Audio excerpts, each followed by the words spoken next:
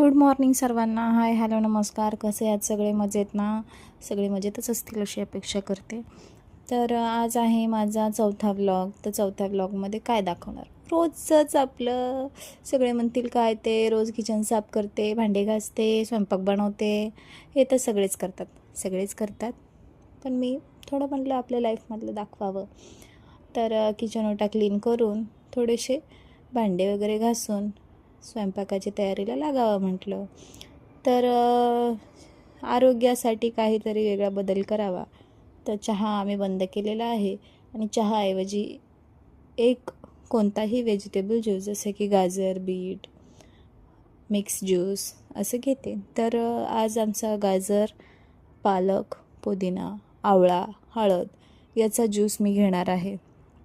तर हे बघा साहित्य ज्यूसचं.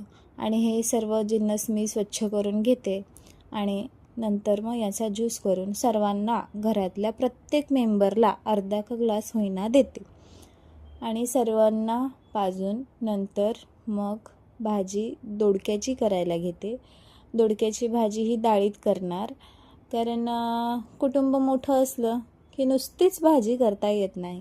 त्याच्यामध्ये काहीतरी बटाटा, डाळ असं मिक्स करावं लागतं.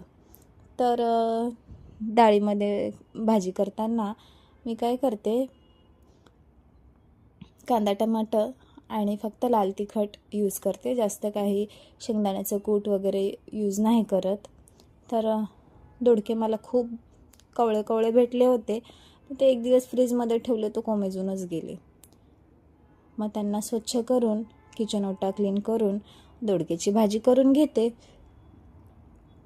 आणि दोडक्याच्या भाजीसोबत मी भाकरी करते. तर आजकाल ॲसिडिटीचं प्रमाण खूप वाढलं आहे. काय ठाऊक, कुणास ठाऊक कसं काय, पण ॲसिडिटी काय सोडायचं नाव घेत नाही. हे खाऊ नका, ते खाऊ नका. यूट्यूबला व्हिडिओ पाहिलं की काहीतरी असं नका तसं नका. पॉडकास्ट येतात ह्या डॉक्टरांचा त्या डॉक्टरांचा, आणि काय बाकी तुम्हाला माहितीच आहे. माणसाने काय खायचं आणि काय नाही, टेन्शननीच माणूस अर्ध गळून जातं. पटापट भाजी चिरून भाजी करून भाकरी वगैरे करून घेते. भाकरी करताना आमची मज्जा चालू असते. भाजी येते, म्हणते मामी व्हिडिओमध्ये मी येऊ का? थट्टा मस्करी आमची चालू असताना येते आणि हाय हॅलो करते. तर बघा दोडक्याच्या भाजीत लसूण, जिरे संपले होते म्हणून लसूण टाकला आहे, कांदा, टोमॅटो. माझे